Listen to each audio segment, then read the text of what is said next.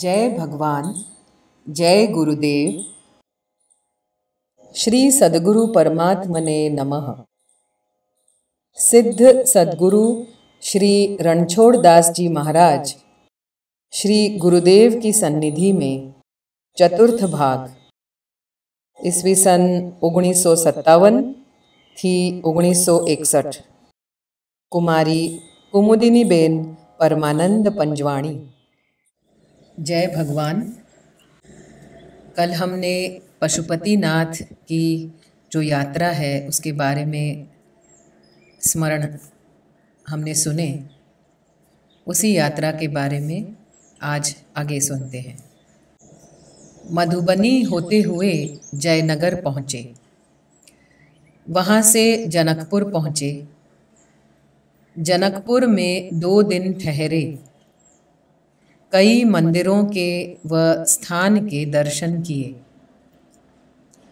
श्री जगत जननी जानकी जी के प्राकट्य भूमि के दर्शन किए। दरभंगा में एक रात्रि ठहरकर सीतामढ़ी पहुँचे। स्टेशन की पास की धर्मशाला में ठहरे थे। उसी धर्मशाला में एक ट्रक वाले भी ठहरे थे। उनमें ट्रक के मालिक भी थे। उनका नाम रघुबीर सिंह जी अरोरा था। उनको श्री गुरुदेव के प्रति बहुत आदर व श्रद्धा उदय हुए। पहले तो उन्होंने श्री गुरुदेव के साथ में खूब बातें व प्रश्नोत्तर करके समाधान प्राप्त किया। पूरा समय वे श्री गुरुदेव के श्री चरणों को दबाते रहे। रात्रि में बड़ी देर तक बातें करते रहते थे। तीसरी रात्रि को प्रणाम करके विदा होते समय उन्होंने कहा, बाबा जी, आपको तो भ्रमण ही करना है ना? मेरी एक प्रार्थना का स्वीकार करें। मैं कल सुबह ट्रक लेकर अमृतसर जा रहा हूँ। आप दोनों ट्रक में ही चले ना। अमृतसर से फिर आप भ्रमण को चल देना। श्री गुरुदेव ने कहा, भले, आप कहते हैं तो ऐसा करेंगे। भगवान की जो इच्छा। दूसरे दिन सुबह करीब 6 बजे हम ट्रक में निकले। आगे की सीट पर श्री गुरुदेव विराजे और मुझे अपनी पास में खिड़की के पास बिठाई। रात्रि को हम पीलली भीत में ठहरे। मार्ग में एक घाट पर रोटी बनाई थी। वहाँ से कोटद्वार में एक दिन व एक रात्रि ठहरे। कारण कि अरोरा भाई को इतना काम था। कोटद्वार से भी सुबह जल्दी ही निकले। मार्ग में लक्सर में रोटी बनाई, पाई और तुरंत निकले। अंबाला लुधियाना होते हुए रात्रि को अमृतसर पहुँचे। संतराम की धर्मशाला में ठहरे। अमृतसर में जगतगुरु आद्याचार्यवर श्री रामानंदाचार्य जी महाराज रचित पद श्री गुरुदेव ने बहुत बार गाया था। वह पद इस प्रकार है। कित जाइए रे घर लागो रंग, मेरो चित ना चले, मेरो चित ना चाले मन भयो अपंग। एक दिना भाने थई उमंग, घिस चोआ चंदन रू सुगंध। पूजन चाली ठाकुर ठाए, पूजन चाली ठाकुर ठाए, सो ठाकुर गुरु बताए मन माही मेरो चित, ना चाले मन भयो अपंग। जहाँ जाइए तहाँ जल पहान, तू पुर राहियो है सर्वस्थान। वेद पुराण सब देखें परखे, वेद पुराण सब देखें परखे, वहाँ तो जाइए जो यहाँ न होए। मेरो चित न चाले मन भयो अपंग। सतगुरु मैं बलिहारी तोर, जिन्ह सकल विकल भ्रम काटे मोर। दूसरे दिन स्वर्ण मंदिर में दर्शन किया। श्री गुरुदेव ने कहा, तुझे जलियांवाला बाग का दर्शन भी करना चाहिए। बाग के दर्शन करके अभी टैक्सी में फिर तरन तारन, वहाँ से पठानकोट में 2 दिन ठहरे। वहाँ से कुल्लू गए और एक रात्रि वहाँ श्री रघुनाथ जी मंदिर में ठहरे। दूसरे दिन मनाली में श्री राम मंदिर में ठहरे।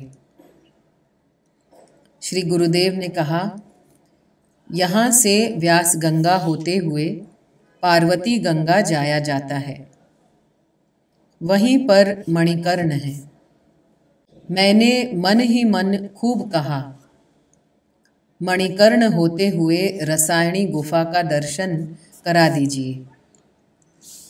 परंतु श्री गुरुदेव ने वहाँ का भ्रमण नहीं किया। भ्रमण में एक नियम का पालन का खूब कड़ाई से श्री गुरुदेव ने आनंदपुर में कहा था कि कहाँ जाना है, कहाँ ठहरना है, कितना ठहरना है, रोटी कहाँ कब करनी है, इत्यादि इत्यादि कुछ भी नहीं कहना, न कुछ प्रोग्राम पूछना कि अब कहाँ चलेंगे, और न कुछ लिखना। कांगड़ा में धर्मशाला में ठहरे। वहाँ से चामुंडी माताजी का दर्शन करने को गए थे। कांगड़ा से पुनः पठानकोट होते हुए ज्वालामुखी गए। वहाँ एक रात्रि ठहरे थे। मंदिर के बाहर के विशाल स्थान में ही एक पंजाबी सदगृहस्थ ने ठहरने की तथा और सब प्रबंध करा दिया था। मुझे ठीक से याद नहीं, परंतु ऐसा ख्याल है कि वहाँ से बुटाला और दादन गए थे। फिर बुटाला से डलहौजी होते हुए चंबा गए थे। वहाँ लक्ष्मी नारायण जी के मंदिर के पुजारी ने सर्व इंतजाम किया था। चंबा के पास भरभरी गांव में 3 रात्रि ठहरे। हम वहाँ संध्या के समय पहुँचे थे। श्री गुरुदेव ने वहाँ के एक भाई से बातें की। फिर वही भाई हमें वहाँ की कोई पुरानी धर्मशाला होगी या खाली मकान का खंडहर होगा, उसमें ठहराने के लिए ले गए थे। इस भ्रमण में सर्व स्थानों में संत महात्माओं के प्रति लोगों की अपूर्व श्रद्धा के दर्शन हुए। रोज कोई न कोई अत्यंत भक्ति भाव से आटा, दाल, चावल, साग सब्जी, फल, मेवा, दूध, घी इत्यादि रख ही जाता था। इस प्रकार जो कुछ आ जाता था उसी से भोजन बना लेते थे। 3-4 पत्थरों के या ईंटों के टुकड़े जमाकर चूल्हा बनाते थे। सूखी लकड़ी, कंडे, माचिस भी कोई कोई श्रद्धालु दे जाते थे। कभी मौल भी लेने पड़ते थे। कभी कभी तो आसपास में ही मिल जाते थे। जहाँ पानी का स्थान होवे, नदी, कुआं या नल, वहाँ पास में ही भोजन बनाने को बैठ जाते थे। श्री गुरुदेव चूल्हा के पास में विराजते, भगोनी में दाल या सब्जी या दोनों एक साथ में बनाते। कमंडल भर भर के मैं पानी ले आती। लोहे के गोलाकार टुकड़े में आटा तैयार करती। कभी श्री गुरुदेव टिक्कड़ बनाते, कभी मैं बनाती। आसपास के वृक्षों पर से छोटे बड़े हरे पत्ते मिल जाते थे। उनको जोड़कर भोजन पात्र तैयार करने की रीति श्री गुरुदेव ने सिखाई थी। आटा, दाल इत्यादि के साथ में कभी नमक नहीं आता था। जब स्वयं श्री गुरुदेव 2 पैसे का नमक मोल ले आते, तब कहते थे, देखो, बिल्कुल परिग्रह नहीं करने का है। हाँ, तू देखती हो ना, भगवान हमें रोज बराबर रोटी दाल खिलाते हैं। अब तो विश्वास पक्का हो गया ना। इसी तरह 15-20 साल एकांत में घूमते रहेंगे, बिल्कुल अपरिचित रहेंगे। जहाँ मन लग जाएगा वहाँ 2-4 मास ठहरते जाएंगे, फिर आगे आगे भ्रमण करते रहेंगे। 4-5 साल के भ्रमण के बाद गोरखपुर की तरफ में एक स्थान पर रह जाएंगे। पठानकोट में श्री गुरुदेव ने अपने लिए कांच का एक गिलास और मेरे वास्ते स्टील का छोटा सा गिलास खरीदा। तब कहा, कमू, देखो तो, कमंडल में कांच का गिलास रह जाता है और कांच के गिलास में स्टील का गिलास रह जाता है, तो उठाने को सामान कुछ बढ़ा नहीं और सुविधा तो बहुत ज़्यादा हो बढ़ गई। यह यात्रा प्रवास विशेष करके बस में हुआ। ज्वालामुखी के आसपास में घूमने को पैदल निकले थे। तब मार्ग में 2 बार बैलगाड़ी में भी बैठे थे। जगाधारी, चंडीगढ़, देहरादून, अंबाला में आधा आधा दिन या रात्रि भर को ठहरे थे। एक नदी के किनारे पर मंच पर विराजे हुए एक महात्मा जी के दर्शन हुए थे। शिमला में श्री गुरुदेव ने कहा, वे महात्मा जी सिद्ध संत हैं। उनका नाम देवहरवा बाबा है। मेरे ख्याल से उनकी उम्र 130 साल की होगी। शिमला में लक्कड़ बाजार में से पसार होते होते गांव बाहर शांत स्थल में बैठने को जा रहे थे। बाजार में लकड़ी के बनाए हुए बहुत ही सुंदर खिलौने को दिखाकर श्री गुरुदेव ने कहा, मैं करीब 100-125 साल के बाद यहाँ अब आया हूँ। तब इतना हो हल्ला नहीं था, रेलवे भी तो नहीं थी, इतने मार्ग भी नहीं थे, बस मोटरें भी नहीं थी, परंतु ये खिलौने तब भी थे। खिलौनों से भरी टुकाइयाँ झोपड़ियों के आगे के हिस्से में रखी रहती थीं। अंबाला से कुरुक्षेत्र गए थे। वहाँ से अनूप शहर होते हुए रामघाट गए थे। वहाँ श्री गुरुदेव को एक संत से मिलना था, परंतु संत काष्ठमौन में विराजे थे। इस कारण मिलना न हो सका। पानीपत होते हुए दिल्ली पहुँचे। वहाँ स्टेशन पर ही रहे। दिल्ली से अलीगढ़, टुंडला, कानपुर होते हुए नैमिषारण्य में एक आश्रम में एक रात्रि रहे थे। कानपुर से झांसी होते हुए गंज बासोदा उतरे। वहाँ से अनंतपुर पहुँचे। श्री गुरुदेव ने पहला ही प्रश्न रमेश भाई से पूछा, सब पत्र वतार बराबर पोस्ट कर दिए थे ना? रमेश भाई ने उत्तर दिया, जी हाँ, जैसा आपने बताया था उसी तरह से किया है। श्री गुरुदेव ने कहा, कुमुद, आनंद बहन को भी मेरा पत्र मिल गया होगा, कि कुमुद यहाँ मेरे पास आनंद में है। इस चिरस्मरणीय यात्रा प्रवास में श्री गुरुदेव अत्यंत ही प्रसन्न, निर्द्वंद्व घूमते फिरते। खांसी, कफ, बुखार या वमन की कोई तकलीफ एक बार भी नहीं हुई। कहीं पर भी किसी से भी सच्चे नाम या ठिकाना नहीं कहने की कड़ी आज्ञा थी। घर पर आनंद बहन को भी या पुष्कर माँ को भी पत्र नहीं देने की आज्ञा थी। कुछ भी डायरी नहीं लिखने की आज्ञा करते हुए श्री गुरुदेव ने कहा था, बटुआ में छोटी डायरी के 8-10 पन्ने व कलम रखो, परंतु कुछ लिखना नहीं।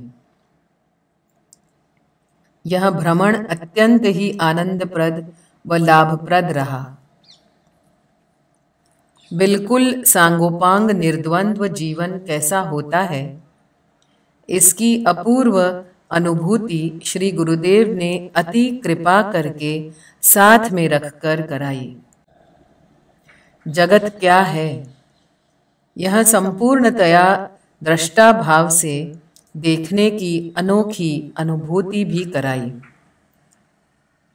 और सबसे अधिक महत्व की अनुभूति युक्त निष्ठा दृढ़ करा दी कि परम कृपालु सर्वेश्वर भगवान अपने प्रपन्न भक्त की, अपने निज जन की पूरी पूरी संभाल किसी न किसी प्रकार से, किसी भी रूप से रखते ही हैं। अनंतपुर से झालावाड़ होते हुए 10 फरवरी 1960 को दारा पहुंचे। उसी रात्रि को कोटा से डहाणू के लिए मुझे ट्रेन में बिठाने को रमेश भाई को मेरे साथ कोटा भेजा। 11 फरवरी 1960 को मैं डहाणू पहुंची। सांगोद से 13 फरवरी 1960 को श्री गुरुदेव ने पत्र में लिखा है कि मैं दारा के पास में यहाँ सांगोद आ गया हूँ। मथुरालाल जी रिटायर्ड के पत्ते पर पत्र देना। स्वास्थ्य को ठीक करने में देखो प्रकृति को यश मिलता है या अपयश। 16 फरवरी 60 के पत्र में श्री गुरुदेव ने पुष्पा बहन को लिखा, जवाब नहीं, क्या नाराज हो? भजन खूब करना, नियम बनाना भजन का, अच्छे ग्रंथ देखना और खूब आनंद में रहना, और खूब आनंद में रहना हो। विचार व खोटी कल्पना न करना, भजन बराबर करना, जीवन का मूल्य समझना। रणछोड़ दास का आशीष। 19 फरवरी 60 के जयराम भाई को, कृष्णा बहन को व इंदौर में जमनादास भाई को श्री गुरुदेव के पत्र मिले, जिनमें लिखा है कि मेरा स्वास्थ्य खराब है, एकांत में जा रहा हूँ, मेरा पत्ता लगाने का प्रयत्न करना नहीं। इस पर से ज्यादा चिंता होने के कारण जयराम भाई व दीनू भाई बंबई से 25 फरवरी 1960 को कोटा के लिए निकले। श्री गुरुदेव ने अपना पता दिया नहीं था। कोटा में तलाश करने पर कुछ पता नहीं मिला। वहां से गुना श्री रामेश्वर भाई के यहाँ गए। गोवर्धन भाई उपाध्याय से समाचार प्राप्त हुआ कि श्री गुरुदेव 8 दिन पहले ही कोटा की तरफ पधारे हैं। इंदौर से जमनादास भाई BR में साथ हो गए। तीनों भाई राजगढ़, ब्रिजनगर, इकलेरा आदि स्थानों में देखते देखते झालावाड़ गए। माँ साहब को पूछा, कुछ समाचार नहीं मिले। वहाँ से खानपुर होकर 29 फरवरी को 1960 दोपहर को सांगोद पहुँचे। श्री गुरुदेव के कई फोटो दिखाकर बाजार में लोगों से पूछने पर एक व्यापारी ने समाचार दिए कि यही महात्मा जी यहाँ के स्मशान घाट में ऊपर के मकान में विराजे हैं। उनका स्वास्थ्य अत्यंत नरम है। शीघ्र ही तीनों भाई श्री गुरुदेव के पास पहुंच गए। दंडवत प्रणाम। श्री गुरुदेव ने कहा, आप लोग आ गए, अच्छा किया। सांगोद में श्री गुरुदेव कुछ समय आराम के हेतु विराजे। अब सबको पता मिल जाने पर भक्त समूह भी सांगोद में पहुंच गया। सारा समाचार जयराम भाई ने सांगोद से पत्र में 1 मार्च 1960 को मुझे लिखा और श्री गुरुदेव तुमको बहुत याद करते हैं, कहते हैं कि अब भी पीएचडी कर डाले तो उत्तम। यहाँ से और कहीं अपरिचित में चले जाएंगे। कोटा से 16 फरवरी को ठाकुर भाई को लिखा, शरीर ठीक नहीं, एकांत में जा रहा हूँ। जो शरीर जिस निमित्त बना है उस प्रदेश में उसे सफलता मिलती है। सांगोद से 29 फरवरी 1960 का पत्र माँ व हरिभाई को मिला कि एकांत आरंभ हो गया है और दारा के पास में हूँ। स्वास्थ्य यूं ही ठीक नहीं पर अस्वस्थ भी नहीं हूँ। खांसी बिल्कुल नहीं, ज्वर बिल्कुल नहीं है, निर्बलता थोड़ी है। आज थोड़ी सर्दी से अपने को ठीक नहीं समझता। माँ, मेरा जीवन ही पलट गया। देखा, संगदोष। माँ, क्या कहूँ, भजन करना, मैं जल्दी आ जाऊंगा। मेरी चिंता करना नहीं, पत्र अब देता रहूंगा। संभवतः यहाँ 1 मास ठहरूंगा। स्वास्थ्य का ख्याल हरिभाई का और अपना रखना। सांगोद से 24 फरवरी 1960 को जयराम भाई को लिखा, जब तक शरीर आरोग्य है, जब तक शरीर इंद्रिय अशक्त है, तब तक मैं आत्मश्रेय भगवत स्मरण ध्यान कर लेना चाहिए।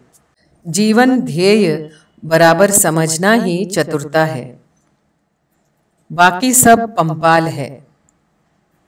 यह खूब ध्यान में रहे।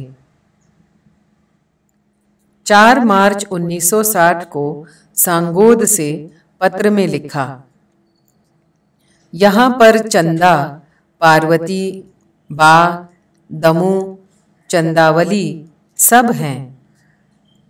केवल तू दूर से भी दूर है। मैं 14 को पुष्कर जा रहा हूँ। तुम धीरज रखना। पुष्कर में 2-3 दिन में ही तुम्हारे पास डहाणू आऊंगा। बस। 16 मार्च 1960 कोटा से तार मुझे मिला कि पुष्कर जा रहा हूँ। तुम पुष्कर आओ।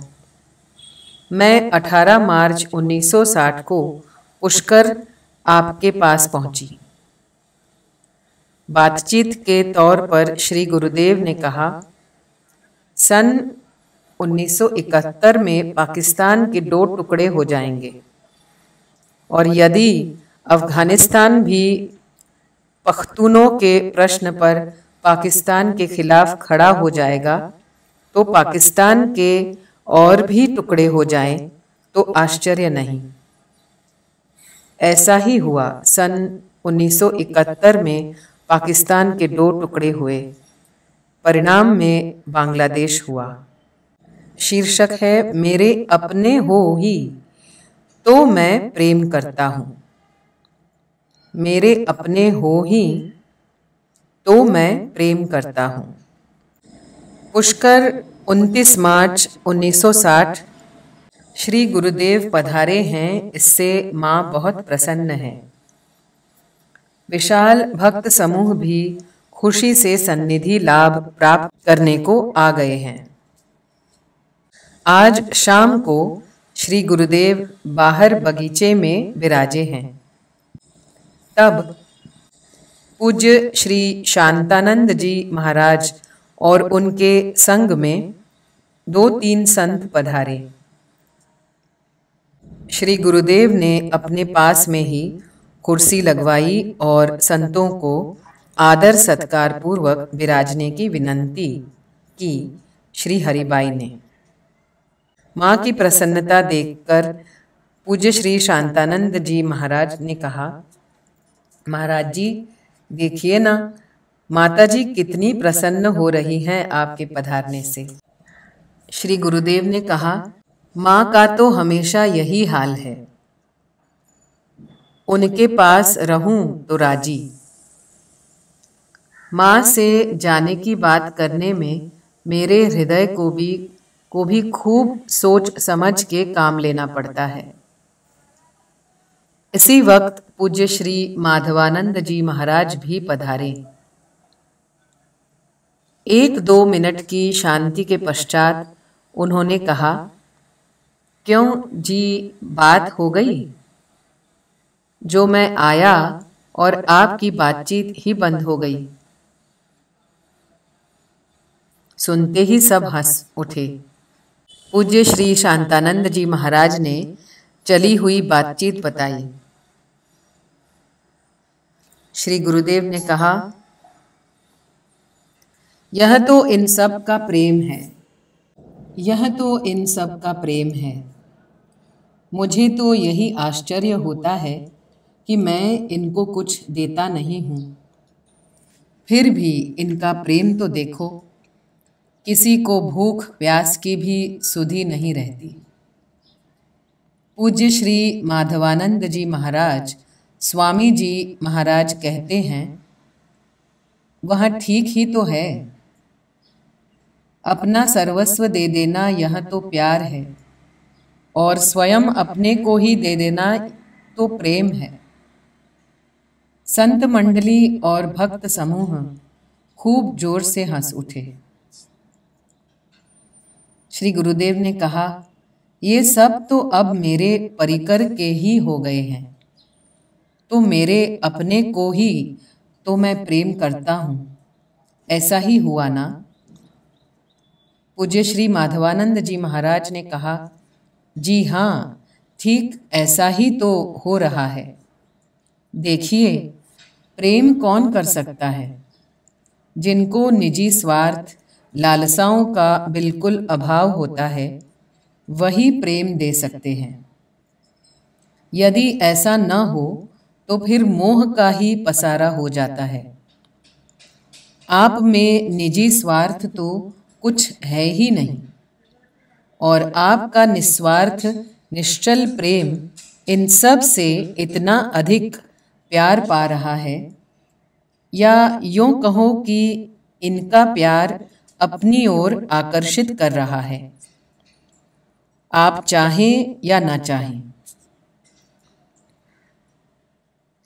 एक संत ने कहा, गुरु महाराज का तो यही स्वरूप होता है, वे हमेशा स्वार्थ रहित होते हैं और इसीलिए सदा सर्वदा करुणामय व प्रेममय होते हैं। शिष्यों के प्रति उनकी प्रेम धारा अविरत बहती रहती है। उसी के प्रभाव से शिष्यों में स्वार्थ भावना का ह्रास होता है। वे प्रसन्नता पूर्वक सहज भाव से ही अपना सर्वस्व अर्पण कर देते हैं और प्रपन्न हो जाते हैं। इतना ही नहीं, प्रपन्न होने में बड़ा ही गौरव महसूस करता है। श्री गुरुदेव ने कहा, यह तो परस्पर आश्रित है। प्रेम, प्रेमास्पद, प्रेमी, ध्यान, ध्याता, ध्येय, ये शुरू में ही अलग अलग होते हैं। फिर तो आगे बढ़ते बढ़ते तीनों ही एक रूप, एक दूसरे में विलीन हो जाते हैं। फिर तो एक ही रह जाते हैं। तब बड़ा ही आनंद रहता है।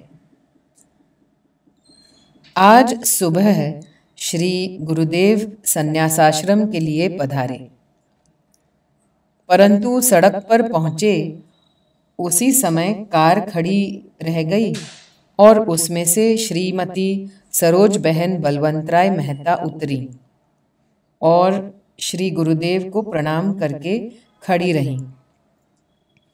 सरोज बहन के आने का कोई समाचार नहीं था। यकायक दिल्ली से आ गई। श्री गुरुदेव बहुत प्रसन्नता से कह उठे, अहो सरोज बहन, आप और अकेली ही? बलवंत भाई कहाँ है? सरोज बहन ने कहा, उन्होंने ही यहाँ आने का प्रोग्राम बनाया था, पर निकल नहीं पाए। मुझे कहा तुम हो आओ। उन्होंने प्रणाम के साथ कहलाया है कि आपकी दया से ही मोटर के इतने भारी अकस्मात में से मैं जीवित रह पाया हूँ। उस क्षण पर मेरे मानस में आपका दर्शन अनायास बिजली की भांति झलक उठा था। आपका वह स्वरूप मैं भूला नहीं पाता हूँ। श्री गुरुदेव ने कहा, उनकी निष्ठा ही ऐसी है। श्री रामचंद्राय नमः। श्री पतित पावन चरण कमलेभ्यो नमः। श्री सद्गुरु परमात्मने नमः।